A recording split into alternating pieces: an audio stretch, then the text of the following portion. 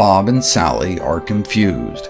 They want to eat healthy, but there's so much confusing information out there. Which diet is really the best one?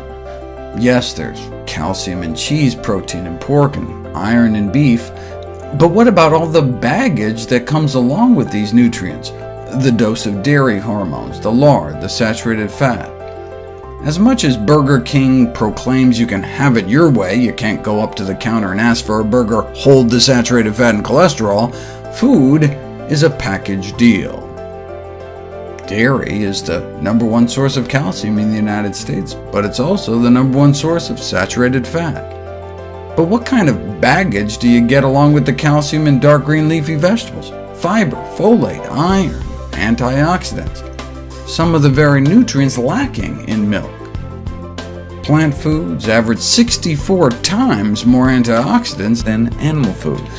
By getting most of your nutrition from whole plant foods, you get more of a bonus instead of baggage.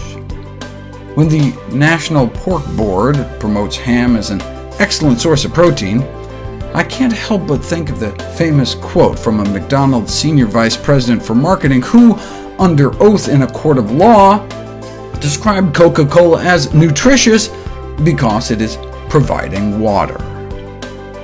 Research shows that a plant-based diet can help you lose weight, can be used to prevent and treat diabetes and heart disease, lower blood pressure, and can help you live longer. It looks like Grandma was right when she said, eat your veggies.